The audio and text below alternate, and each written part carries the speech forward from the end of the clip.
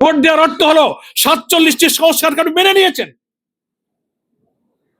সেটা আপনি জনগণকে বলছেন না। আমি বলেছি যে যদি আপনি তার না ভোটে ভোট দিয়ে থাকেন তাহলে পার্লামেন্টে এসে বলুন যে না, গণভোটে আমি হা ভোটে ভোট দেইনি, আমি নাতে ভোট দিয়েছি, বলুন।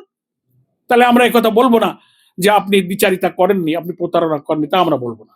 কিন্তু আপনি ওখানে হাতে ভোট দেবেন, আর এখানে এসে 10টা নোট অফ ডিসেন্টের উপর শক্ত থাকবেন।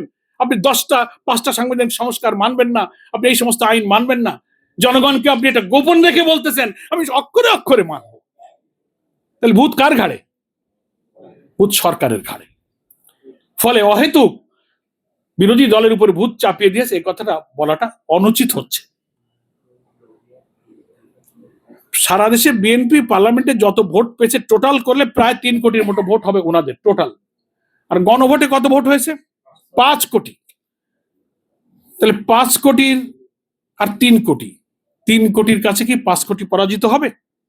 আপনি যদি বলেন যে না আমরা জনগণের ম্যান্ডেট পেয়েছি, আমরা জনগণ রিপ্রেজেন্ট করেছি, ঠিক আছে, যদি ধরেই নেই, যদিও এটা জনগণের সবরিন পাওয়ার না, পার্লামেন্টকে সবাই সবরিন বলে না, সমস্ত আইন বিশ্লেষক, আদালত সবাই বলছে জনগণ